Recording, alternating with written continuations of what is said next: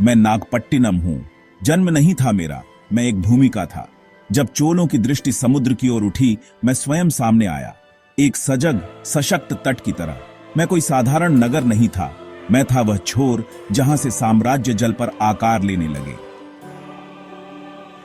यहां से उठी थी वह ध्वनि जो केवल लहरों को नहीं, दूर देशों के सिंहासनों को भी कंपित कर देती थी। चोल सम्राटों की दृष्टि में मैं केवल एक तट नहीं था, मैं एक रणभूमि था, जहाजों से भरी एक विश्व दृष्टि। सम्राट राजराज प्रथम, जिनकी दृष्टि आकाश की नहीं समुद्र की थी, उन्हीं के काल में मेरी भुजाएं विस्तृत होने लगी। मैं बना एक संगठित स्थल जहां से सैनिक, हाथी, शिल्पकार और सेनानायकों की कतारें समुद्र की लहरों पर आरूढ़ होती थीं। लंका की भूमि उस समय की सबसे सुदृढ़ राजधानियों में से एक मेरी जलसेना की पहली परीक्षा बनी, और जब वह भूमि झुकी तब मैं जान गया मेरे भीतर समुद्र को पार कर साम्राज्य स्थापित करने की क्षमता है। सम्राट राजेंद्र चोल केवल उत्तराधिकारी नहीं बल्कि समुद्र की शक्ति को विस्तार देने वाले सम्राट थे। उनके शासन में मेरी भूमिका सीमित नहीं रही, मैं बना वह स्थान जहां से चोल साम्राज्य पूर्वी द्वीपों तक पहुंचा। मेरे जलपथ से होकर सेनाएं पहुंची मल्लय प्रायद्वीप की घाटियों में, कदारम की दिशा में, श्री विजय के सिंहासन तक। और जब उनकी भूमि पर चोल ध्वज लहराया तब मेरी लहरों ने एक युग की घोषणा की। यह केवल आक्रमण नहीं था, यह सामर्थ्य का प्रसार था जो समुद्र को मार्ग बनाता था और विजय को व्यवस्था।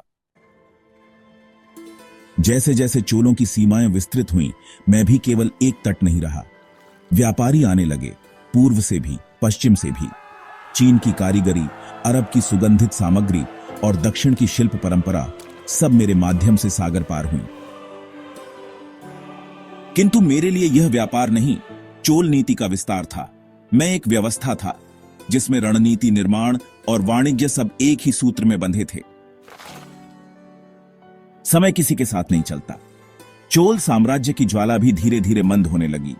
नायक आए, पांड्य आए, फिर विदेशी ध्वज भी लहराए, पर वह सामंजस्य जो चोलों के अधीन मेरे भीतर था कभी पुनः न बन सका।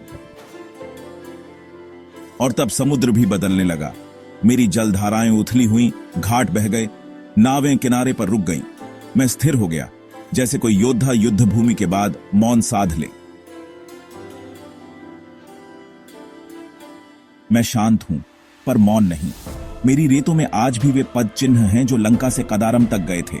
मेरे पत्थरों में आज भी वह गर्जना बंद है जो कभी जल में गूंजती थी। मैं नागपट्टिनम हूं, चोलों की जलनीति का प्रवेश द्वार, सामर्थ्य का स्तंभ और समुद्र विजय की अमिट गूंज। मैं जो था उसे पूरी निष्ठा से जिया, और जब समय ने अपना पथ बदला तो मैं एक चरण पीछे हट गया, बिना शोर, बिना क्षय। मेरी भूमिका पूरी हुई, पर जो उसकी गहराई समझे उसे आज भी दिशा दे सकती है मेरी कहानी।